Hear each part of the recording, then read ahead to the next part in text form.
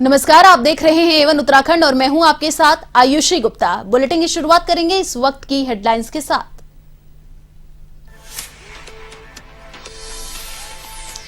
उधम सिंह नगर में धारदार हथियारों से मां बेटी और दो बेटों की हत्या से दहशत। मां बेटी के शव मिले घर में तो दोनों बेटों के शव मिले नदी किनारे। पुलिस ने की सामूहिक हत्याकांड की जांच शुरू।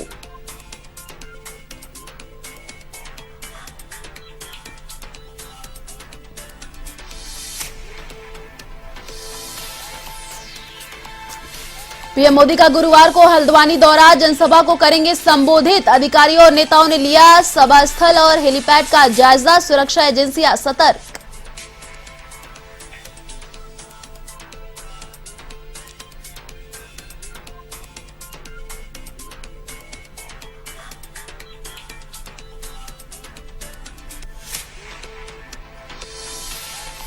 उत्तराखंड विधानसभा चुनावों को लेकर कांग्रेस नेता दिल्ली में। स्क्रीनिंग कमेटी की बैठक में उम्मीदवारों के चयन पर हुआ मंथन। 650 दावेदारों में से करने हैं उम्मीदवार तय।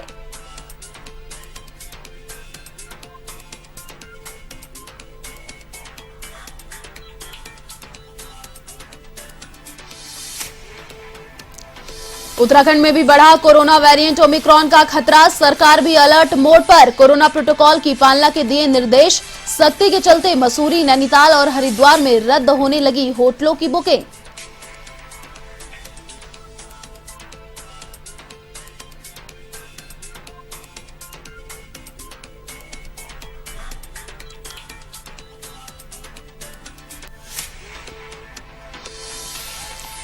हरिद्वार के कांग्रेस प्रभारी ने छोड़ी पार्टी। दर्जनों समर्थकों सहित समाजवादी पार्टी में हुए शामिल। पार्टी पर लगाया उपेक्षा का आरोप।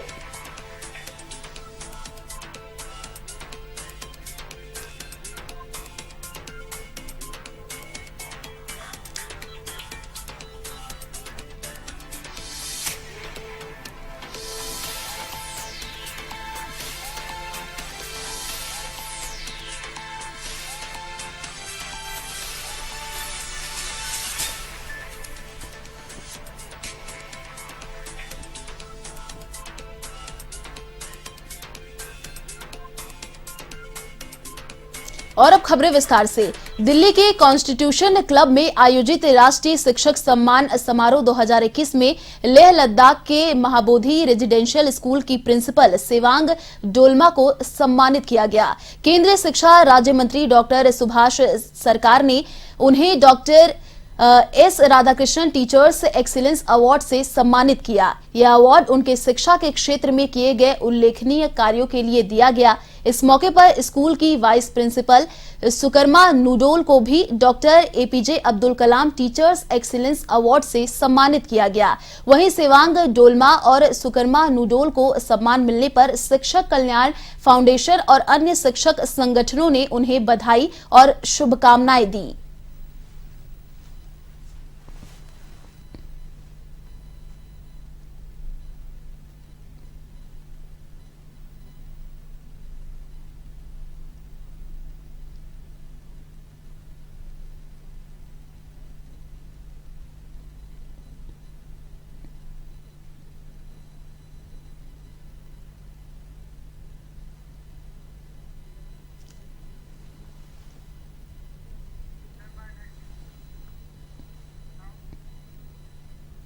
कांग्रेस में टिकटों को तय करने को लेकर कसरत तेज हो गई है। इसी के चलते उत्तराखंड के चुनावी उम्मीदवार तय करने के लिए दिल्ली में अहम बैठक बुलाई।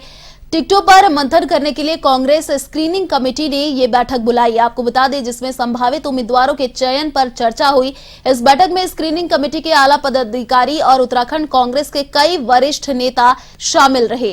वहीं स्क्रीनिंग कमेटी की बैठक में उत्तराखंड के पूर्व मुख्यमंत्री हरीश रावत, प्रदेश अध्यक्ष गणेश गोदियाल, नेता प्रतिपक्ष प्रीतम सिंह मौजूद रहे। साथ ही प्रदेश प्रभारी देवेंद्र यादव, स्क्रीनिंग कमेटी के chairman Avinash Pande, screening committee के सदस्य अजय कुमार सहित प्रदेश के सह प्रभारी दीपिका सिंह पांडे भी मीटिंग में शामिल रही।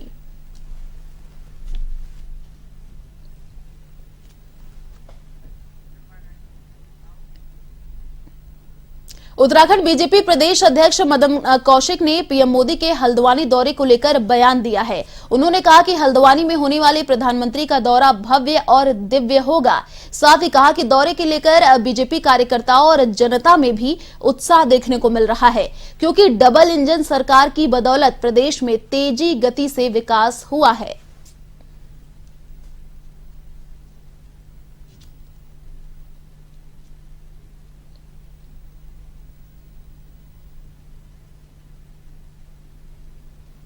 मंत्री जी का जो दुनिया के सबसे लोकप्रिय और भारत के प्रधानमंत्री उनका हल्द्वानी दौरा है। दौरा ऐतिहासिक होगा, भव्य होगा, दिव्य होगा। प्रधानमंत्री देवभूमि के प्रति जिनकी श्रद्धा है, देवभूमि के लोगों का प्रधानमंत्री के प्रति एक अटूट विश्वास है। और पिछले 5 साल में प्रधानमंत्री जी के आशीर्वाद से देवभूमि में 1 लाख करोड़ से ज़्यादा के इंफ्रास्ट्रक्चर के कार्य हुए हैं, जो डबल इंजन का ही आशीर्वाद मैं कहूँगा। तो निश्चित रूप से कल का ये दौरा बहुत भव्य दिव्य रहेगा और उत्तराखंड राज्य के लिहाज से अगर मैं कहूँ, एक बहुत बड़ी सौगात भी कल प्रधानमंत्री जी देंगे। बहुत सकारात्मक देखते हैं। पूरे कार्यकर्ताओं में तो जोश है ही है, जनता के अंदर भी बहुत बड़ा जोश है। मतलब ये सब लोग जो लगे हुए हैं, मुझे लगता है कि जनता आज इस मूड में है कि बगैर लगे हजारों की संख्या में लोग निकल के आएंगे। मतलब अपार खुशी है लोगों को आने में, पहली बार नैनीताल जनपद में आ रहे हैं, इसलिए हम हृदय खोल कर उनका स्वागत। किस प्रकार से सौगात मिलने वाली है? अब देखिए, कल सबको पता लगेगा सौगात क्या क्या मिलने वाली है, लेकिन मुझे पूरा भरोसा है कि 15-16 हजार करोड़ की सौगातें हमको भाई रैली इसलिए की जा रही कि उनका जबरदस्त प्रभाव पॉजिटिव पड़े, और वही पॉजिटिव प्रभाव पड़ेगा, ऐसा सबको पता। चलिए बढ़ते अगली खबर की ओर। हल्द्वानी में 30 दिसंबर को देश के प्रधानमंत्री नरेंद्र मोदी के दौरे को लेकर तैयारियां अंतिम चरण में हैं, जहां हेलीपैड से लेकर जनसभा स्थल तक के क्षेत्र को सुरक्षा के दृष्टिकोण से छावनी में तब्दील कर दिया गया है। तो वहीं लाखों की संख्या में मैदान में कुर्सियां दर्शक दीर्घा में लगा दी गई हैं, जहां मैदान में वीआईपी, सीनियर सिटीजन, प्रशासनिक विभाग और रिटायर्ड सैनिकों के बैठने के लिए जनसभा स्थल पर अलग अलग क्रम में व्यवस्थाओं को अमली जामा पहनाया जा रहा है। तो वहीं पुलिस और प्रशासनिक अधिकारियों ने व्यवस्थाओं का जायजा लिया। इसको लेकर कुमाऊं कमिश्नर दीपक रावत का कहना है कि अंतिम चरण की तैयारियां पूरी कर ली गई हैं और सुरक्षा व्यवस्थाओं को लेकर पुलिस ने रोड मैप सोशल मीडिया पर शेयर कर दिया है।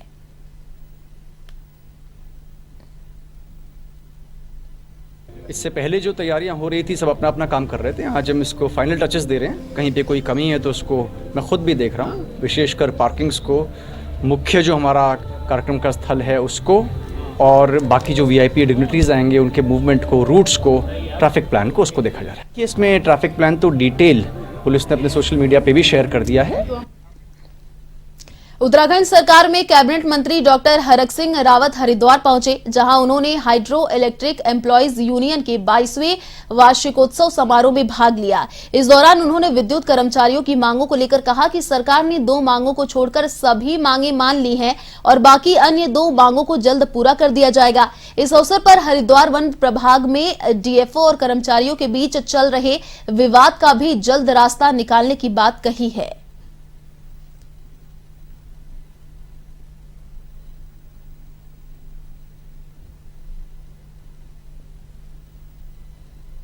देखिए, जब तक कोई अंतिम निर्णय किसी के बारे में नहीं हो जाता है, मैं क्योंकि एक शिक्षक रहा हूँ, कानून को भी बहुत अच्छे से जानता हूँ, क्योंकि कोई केवल मुकदमा दर्ज होने से, उसके खिलाफ कोई कानूनी कार्रवाई चलने से आप उसको अपराधी नहीं मान सकते हैं जब तक उसके खिलाफ कोई अंतिम फैसला न्यायालय से नहीं होगा। ये माननीय सुप्रीम कोर्ट की, बहुत विभिन्न हाई कोर्टों की समय समय पर नज़ीर है कि कोई व्यक्ति अगर जेल चले जाता है और 48 घंटे से अधिक जेल में रहता है तो उसको निलंबन कर दिया जाता है। हमने उसको निलंबन कर दिया उस समय। अब क्योंकि निलंबन आप एक समय से अधिक नहीं रख सकते हैं। अब कोई व्यक्ति जब जेल से जमानत पे आ जाता है, उसका मुकदमा चलता रहता है, तो ये नियमों के तहत विभिन्न समय में जो सुप्रीम कोर्ट के दिशा निर्देश है, जो कानूनी प्रक्रिया है, उसको पूरा करना ये सरकार की बाध्यता है कि अगर कोई व्यक्ति जमानत पर बाहर आ गया और उसके बारे में जो भी अंतिम फैसला होगा उसके बहाली पर ये लिखा जाता है कि अंतिम न्यायालय का जो भी अंतिम निर्णय होगा उसके तहत ये बहाली की जा रही है। कांग्रेस पार्टी के हरिद्वार विधानसभा प्रभारी ने कांग्रेस से छोड़कर दर्जनों कार्यकर्ताओं के साथ समाजवादी पार्टी का दामन थाम लिया है। जहां सपा प्रदेश अध्यक्ष सत्यनारायण सचान ने कांग्रेस प्रभारी सुमित तिवारी सहित दर्जनों कांग्रेस कार्यकर्ताओं को सपा की सदस्यता ग्रहण कराई। इस दौरान सपा प्रदेश अध्यक्ष ने कहा कि समाजवादी पार्टी में शामिल हुए युवाओं को पार्टी में उचित सम्मान दिया जाएगा। तो वहीं सुमित तिवारी का कहना है कि कांग्रेस पार्टी में उन्हें उचित सम्मान नहीं मिल पा रहा था, जिसके चलते उन्होंने सपा का दामन थामा है।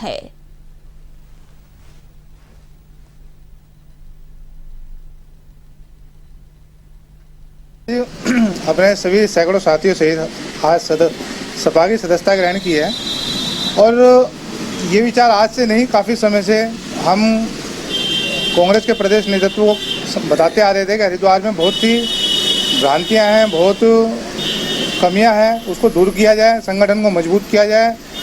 चुनाव सर पे हैं, कैसे चुनाव जीता जाएगा, कैंपेनिंग कैसे रहेगी, हर चीज़ के बारे में बताया गया। मगर कहीं ना कहीं टीस इस चीज़ की होती है कि कांग्रेस में टैलेंट की कोई वैल्यू नहीं है। मैं अकेला नहीं हूँ, लगभग हमारे तमाम ऐसे सैकड़ों युवा साथी अभी कांग्रेस के अंदर हैं जो बहुत योग्य हैं, मगर उनको उनके हिसाब से सम्मान नहीं मिल पा रहा है और चापलूसों का बोलबाला है। आप देख सकते हैं हरिद्वार कांग्रेस विगत 5-7 वर्षों से खन्ना नगर और वेद मंदिर में गिरवी रखी हुई है।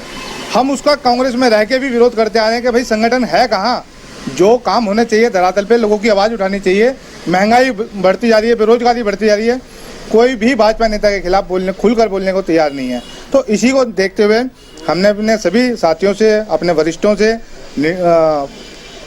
बात रखी, उनसे विचार विमर्श किया और उसके आगे जो हमें नया काम करने के लिए लगा के शहर को कम से कम भाजपा से जो त्रस्त हैं उसे बचाना चाहिए, तो एकमात्र समाजवादी का विकल्प हमारे सामने था और सभी साथियों की सहमति से आज मैंने सभा ज्वाइन करी है और धीरे धीरे आप देखेंगे कि आगे हमारा कहने में कम करने में विश्वास ज़्यादा होता है। तो लगभग 2 महीने के अंदर आपको रिजल्ट मिल जाएगा कि हम क्या कर सकते हैं और क्या करने का। बसपा प्रत्याशी आदित्य ब्रजवाल झबरेड़ा के भक्तोवाली गांव पहुंचे, जहां ग्रामीणों ने बसपा प्रत्याशी का गर्मजोशी से स्वागत किया। इस मौके पर आदित्य ब्रजवाल ने बताया कि चुनाव में उनका सबसे बड़ा मुद्दा स्वास्थ्य का होगा, क्योंकि ज्यादातर गांव में किसी भी अस्पताल की व्यवस्था नहीं है। अगर जनता ने उन्हें मौका दिया तो वह एक बड़े अस्पताल बनाएंगे। वहीं ब्रजवाल ने युवाओं के लिए स्टेडियम की व्यवस्था बनवाने का वादा भी किया।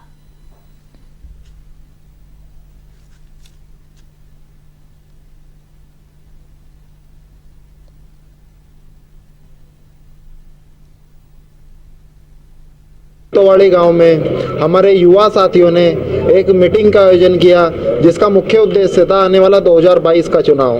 2022 के चुनाव के लिए बहुजन समाज पार्टी की पूरी टीम तैयारी कर रही है। गांव दर गांव मीटिंग का आयोजन हो रहा है और बहुजन समाज पार्टी की जो विचारधारा है उससे अवगत कराने का काम हम लोग कर रहे हैं। उसी संदर्भ में आज ये भक्तोवाली गांव में भी हमारी एक बैठक हुई है, जिसमें हमारे युवा साथियों का और बुजुर्गों का बहुत ही अच्छा आशीर्वाद और समर्थन मिला है और आने वाले समय में इस विधानसभा से बहुजन समाज पार्टी।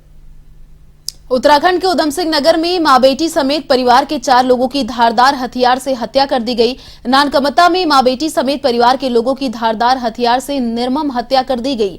मां और बेटी का शव घर में ही बरामद हुआ है, जबकि 2 युवकों की लाश नदी के किनारे मिली है। शवों पर धारदार हथियार के वार नजर आ रहे हैं। सूचना के बाद मौके पर पुलिस प्रशासन पहुंचा और मामले की जांच शुरू की।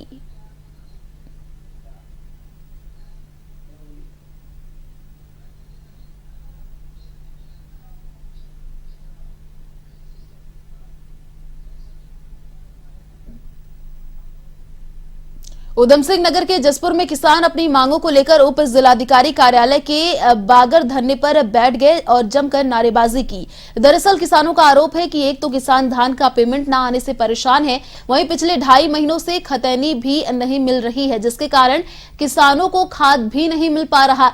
मिली जानकारी के मुताबिक किसानों ने यहां उप जिलाधिकारी को ज्ञापन सौंपने आए थे, जहां उप जिलाधिकारी ने खतौनी नहीं देने की बात कही तो नाराज किसान धरने पर बैठ गए। वहीं किसानों के समर्थन में विधायक आदेश भी नजर आए और विधायक ने उप जिलाधिकारी जसपुर से बातचीत भी की। वहीं किसानों के इस बर्ताव को लेकर उप जिलाधिकारी विश्वकर्मा ने बताया कि आरके की हड़ताल के चलते खनौती नहीं निकल रही है। साथ ही उप जिलाधिकारी ने कहा कि किसानों ने कार्यालय में कर्मचारी को बाहर निकाल दिया और कोर्ट में ताला लगाने का प्रयास किया।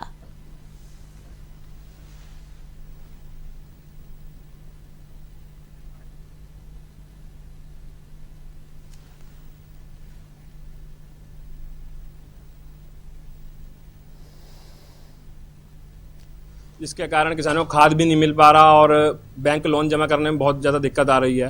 2-2 लाख रुपए भी ब्याज पड़ रहा है किसान का।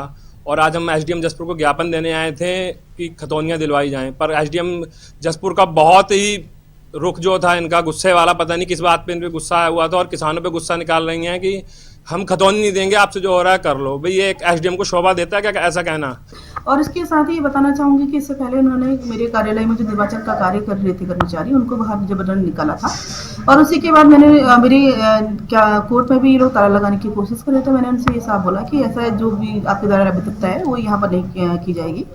और रही खतौनी की बात, तो उनके द्वारा ये कहा था कि खतौनी नहीं तो हम सारे कार्यालय में ताला बंद कर देंगे और उसी के बाद से ये लोग लगातार धरना प्रदर्शन कर रहे हैं। उत्तराखंड सरकार में कैबिनेट मंत्री सुबोध उनियाल ने दिल्ली सीएम अरविंद केजरीवाल पर बयान देते हुए आरोप लगाया है। इस दौरान उन्होंने अपने बयान में कहा कि केजरीवाल उत्तराखंड की जनता को मुफ्तखोर बना रहे हैं। वहीं इस बयान पर आम आदमी पार्टी ने इस पर कड़ी प्रतिक्रिया दी है। वहीं कैबिनेट मंत्री सुबोध उनियाल के बयान के बाद हल्द्वानी में आप पार्टी के प्रदेश प्रवक्ता के नेतृत्व में सुबोध उनियाल का पुतला दहन कर विरोध जताया। वहीं हल्द्वानी आप प्रभारी समिति ने कहा कि अभी तक बीजेपी और कांग्रेस के शासनकाल में इन्होंने अपनी तरफ से कोई सुविधा जनता को नहीं दी है और अब जब आप पार्टी उत्तराखंड राज्य के लिए अच्छे कार्य नीतियां सामने ला रही है तो इनको समस्या हो रही है।